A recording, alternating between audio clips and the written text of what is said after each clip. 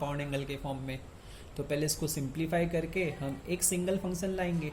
तो देखो कैसे सिंप्लीफाई करते हैं इसको simplify sine c plus sine d का फॉर्मूला अप्लाई कर दिया तो क्या आएगा, 2 sine 2 theta plus theta 3 theta by 2 into cos 2 theta minus theta theta by 2 upon इसका आ जाएगा 2 cos 2 theta plus theta 3 theta by 2 into cos theta by 2। देखिए कट कर दीजिए, 2 कट हो गया, ये कट हो गया, तो क्या बचा आपका कॉस अपॉन साइन 10 हो गया, तो ट्रेन 3 थीटा बाई 2। ये देखो अब सिंप्लीफाई करके सिंगल फंक्शन आएगा कि नहीं। तो अब पीरियड हमको निकालना है, तो पहले 10 का सोचिए, 10 का क्या होता है, पाई होता है, पाई होता है। अब लीनियर एक्सप्रेशन है तो थीटा का क्वेश्चन 3/2 से डिवाइड कर देंगे, तो टी क्या आ गया आपका, ये 2 ऊपर जाएगा, 2π/3 आ गया। तो fundamental period of this expression is 2π/3 आ गया। तो ये आपके कुछ क्वेश्चंस हम डिस्कस कर रहे हैं यहाँ पे। अब एक क्वेश्चन और डिस्कस करते हैं स्टूडेंट्स। देखिए क्वेश्चन नंबर 4, अगर आपको पूछ लिया जाए find the period of f of x equals to, मान लो फंक्शन दे दिया है आपको sine pi x upon 2 plus 2 times cos pi x upon 3 minus 10 pi x upon 4। ये टोटल फंक्शन आपके सामने आ गए हैं। अब इसमें क्या करेंगे, सबसे पहले साइन का हम पीरियड निकालेंगे, साइन का पीरियड। तो साइन पाई एक्स अपॉन 2 का मैं पीरियड निकालता हूँ। कैसे फाइंड करेंगे, क्या करेंगे, पहले साइन का निकालेंगे। साइन का कितना होता है 2π। What is coefficient of X, π/2 से डिवाइड कर देंगे, सॉल्व कर दो इसको। देखो पाई पाई कट हो गया, 2 ऊपर गया तो कितना आ गया 4 आ गया।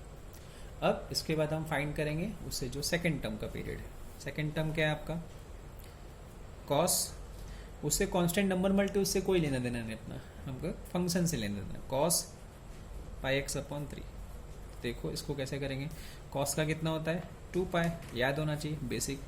एक्स का कोएफिशिएंट कितना π/3, तो ये कितना आ गया, देखिए ये π/3 2 6 हो गया, 6 हो गया। अब इसके बाद तीसरा फंक्शन क्या है आपका, तीसरा फंक्शन आपका है 10 πx/4। तो यहाँ पे आपको पता होना चाहिए 10 का क्या बताया मैंने, क्या बताया, ध्यान से देखिए, याद होना चाहिए आपको, पाई बताया, वेरी गुड, और इसको कोएफिशिएंट से डिवाइड करना बताया, वेरी गुड। अब देखिए ये पाई पे कट हो गया, ऊपर गए कितना आ गया 4 आ गया। अब देखो मैंने बोला था अगर 3 फंक्शंस प्लस या माइनस फॉर्म में आ गए हैं, अब इनका चाहिए तो हम क्या करेंगे, हमारे पास पीरियड क्या क्या आ चुका है, हमारे पास पीरियड आ चुका है, हमारे पास पीरियड आ चुका है, पीरियड जो हमारे पास फंक्शंस के आए हैं वो कैसे निकालेंगे हम लोग। तो period of f of x will be LCM, किसका एलसीएम, एलसीएम ऑफ 4 6 4, ये तीनों नंबर का जो एलसीएम आएगा वही इसका पीरियड होगा। अब 3 नंबर का एलसीएम आप निकाल ही सकते हैं, आपको निकालने आता ही होगा एलसीएम, तो इसका एलसीएम 12 आएगा। एलसीएम निकालने का प्रोसेस सबको पता ही होगा, इसलिए मैं एलसीएम प्रोसेस नहीं बता रहा हूँ, आप याद रखिए कैसे निकालते हैं एलसीएम। मैंने आपको बताया था ना रूल नंबर 2, अगर आपके सामने रूल नंबर 2 देखिए, एक बार फिर से डिस्कस कर लेता हूँ। ये देखिए 2 फंक्शंस हैं, उनके पीरियड आपको पता है, तो उससे प्लस करके जो फंक्शंस बना है उसका अगर आपको चाहिए पीरियड, तो हम क्या निकालेंगे, LCM of numerator and HCF of denominator. तो यहाँ पे जो अपने पास थे वो एक था वो 4 6 एंड 4, यहाँ पे सब जगह डिनोमिनेटर तो 1 है, तो डिनोमिनेटर 1 है तो उसका एचसीएफ तो 1 ही होगा, इसलिए मैंने एलसीएम निकाल लिया 4 6 4 का, तो 12 आ गया। चलिए और एक क्वेश्चन डिस्कस करते हैं इसी के ऊपर, सो दैट आपका ये कंसेप्ट और स्ट्रांग हो जाए। जैसे मान लीजिए आपके सामने आ गया एक क्वेश्चन नंबर 5 डिस्कस कर रहा हूँ मैं, आपके सामने आ गया f of x equal to, question है cos 4x plus tan 3x, 2 function का प्लस आ गया, तो सर ने क्या बोला था, क्या करना चाहिए दो फंक्शन के प्लस में, पहले फंक्शन का पीरियड सोचिए, इसका पीरियड, तो मैं कॉस का सोचूंगा, 2 पाई होता है, what is coefficient of x, 4 से डिवाइड कर देंगे, तो इसको सिंप्लीफाई किया तो कितना आ जाएगा, π/2 आ गया। वैसे यहाँ पे देखिए 10 का, तो 10 3x है, तो 10 का कितना होता है, पाई होता है, कोएफिशिएंट ऑफ एक्स कितना है, 3 से डिवाइड कर देंगे तो इसका पीरियड π/3 हो गया। अब देखिए ये π/2 आ गया, तो ये एक रैशनल फॉर्म है, ये भी एक रैशनल फॉर्म है, तो हम दोनों का एलसीएम ले सकते हैं। जब एलसीएम लोगे तो ही प्लस का मिले, तो एलसीएम कैसे लेने का क्या बताया मैंने, t = LCM, किसका एलसीएम, जो न्यूमरेटर है, मतलब पाई का एलसीएम, पाई का एलसीएम अपॉन SCF, किसका, डिनोमिनेटर क्या है, 2 और 3, तो देखिए इसका आंसर क्या आ जाएगा, पीरियड, इसका एलसीएम पाई आ गया, SCF देखो तो 1, तो ओवरऑल आंसर पाई आ गया आपका। इस तरह हम लोग प्लस वाले फंक्शन का पीरियड फाइंड करते हैं। ये सब एग्जाम्पल डिस्कस करने से आपको क्लियर हो रहा होगा किस तरह फाइंड करते हैं हम लोग पीरियड फंक्शंस के। और एक एग्जाम्पल डिस्कस करते हैं हम लोग,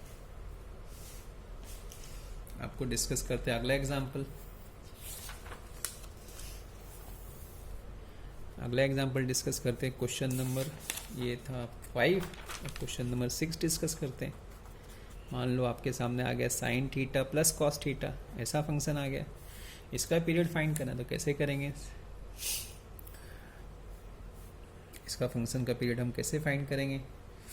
ये देखिए sin थीटा का कितना होता है, 2 पाई होता है, कॉस थीटा का कितना होता है, 2 पाई होता है,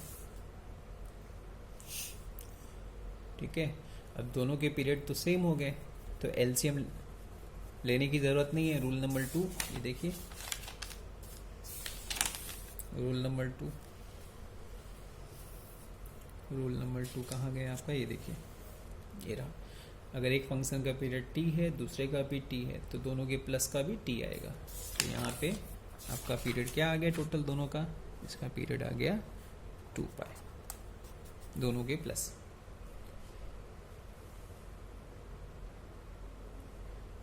और एक क्वेश्चन डिस्कस कर लेते हैं हम लोग इसमें।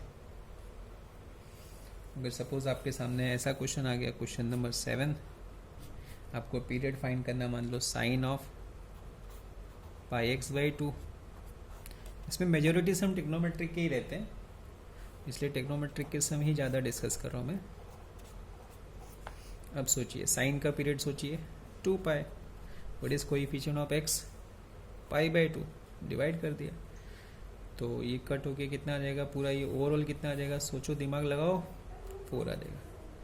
इसका 2 पाई, π/2, सोचो कितना आएगा, कट होके 4 आ गया। अब ये दोनों नंबर से हमको इनके प्लस का पीरियड निकालना है, तो इनके प्लस के पीरियड को क्या करेंगे, कैसे निकालेंगे,